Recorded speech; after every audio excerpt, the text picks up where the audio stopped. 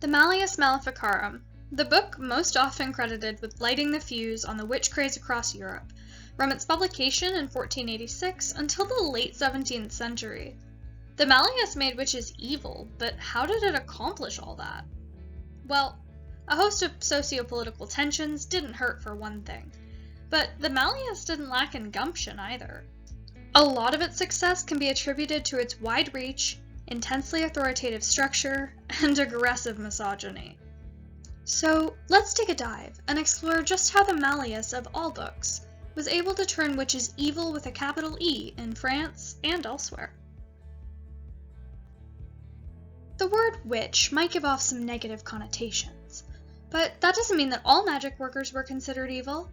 Cunning folk and white magical practitioners were individuals that practiced good magic, which healed, provided counter-magics, or aided others in some way, and they were crucial to their communities at the start of the early modern period.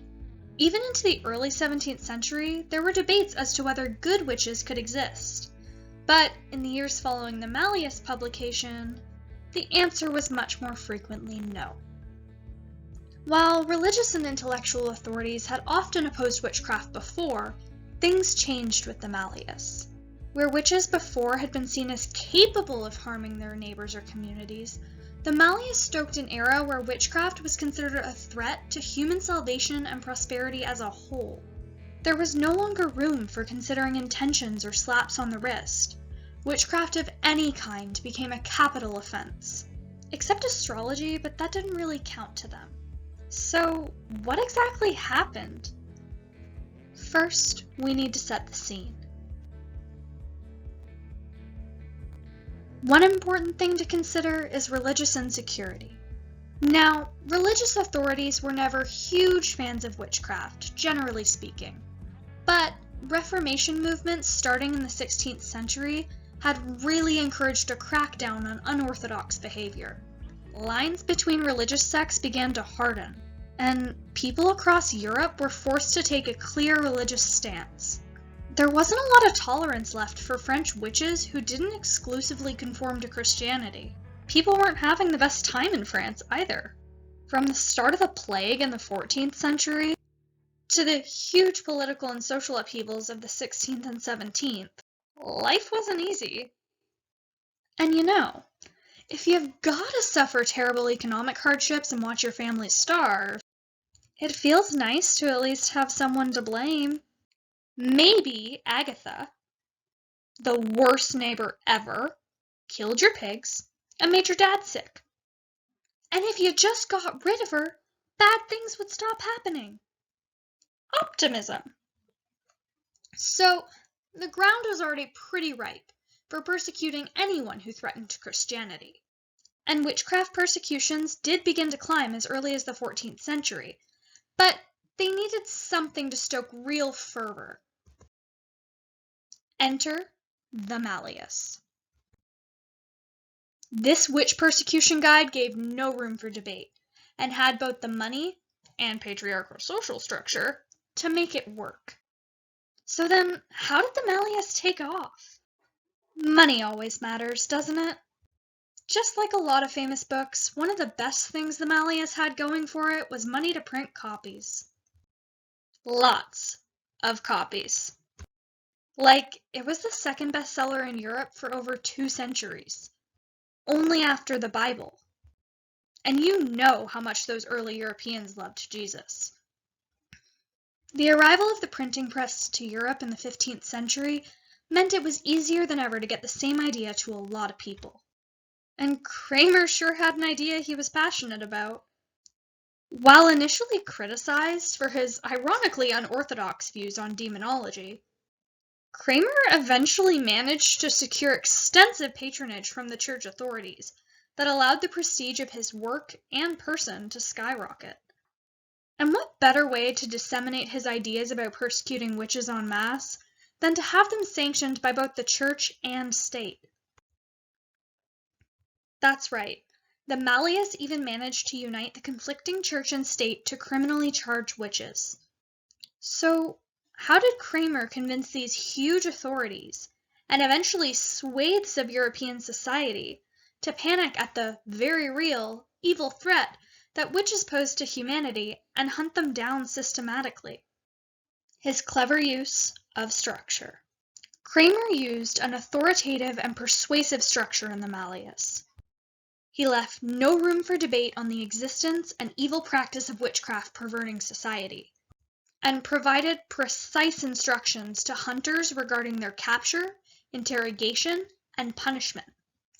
The Malleus was made of 3 sections, detailing the nature of witches, their harm, and the courses of action to take against them.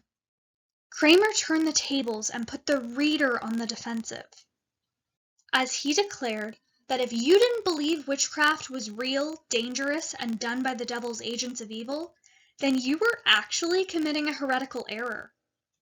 And nobody wants to commit a heretical error, so they need to persecute witches.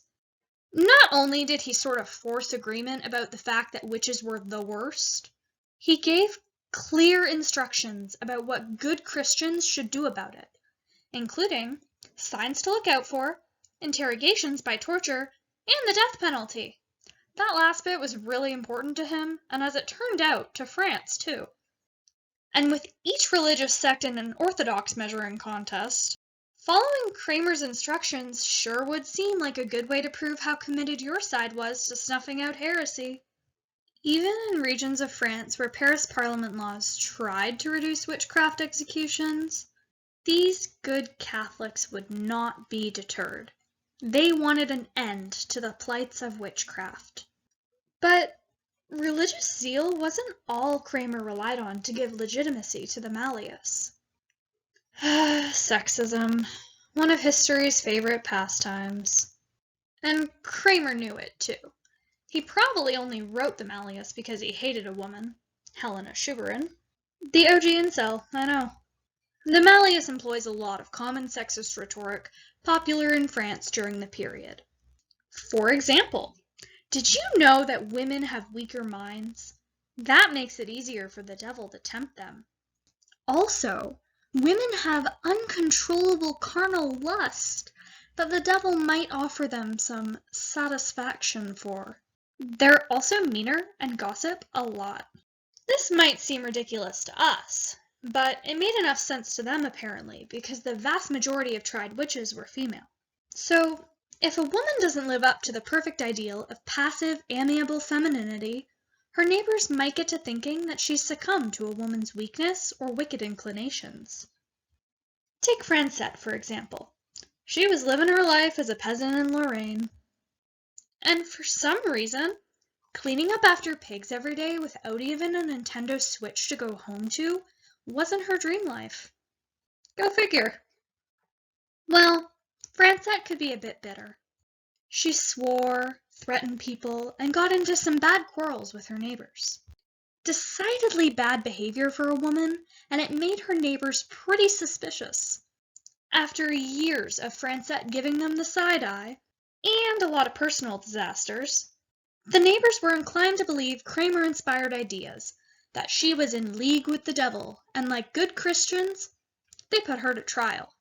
Safe to say, it didn't end well for her. Once you're tortured into graphically describing an affair with a demon, it's game over in Lorraine. No plea bargain. It's what Kramer would have wanted, after all. Hence, the Malleus gave people some concrete ideas of how to direct their misogyny. If a woman doesn't conform to her gender role properly, it's okay to kill her about it, actually. And women became really zealous about persecuting other women for this reason. If Madame Epurale points the finger at Francette, she distances herself from possible accusations. Gotta love women supporting women. Thus, the Malleus benefited from turning witches into scapegoats, whether for religious or gender-based insecurity. It popularized its authoritative structure and sexist arguments, striking France during optimally desperate times, and allowing Kramer to succeed in infamizing witches. So there you have it. The Malleus Maleficarum succeeded in transforming the French and wider European approach to witchcraft by manipulating its socio-political context and leveraging its own strengths. Next time you watch La Belle au Bois Dormant, just think, with a bit of luck, papal authority, and hard work, you too could influence centuries of iconic fictional villains.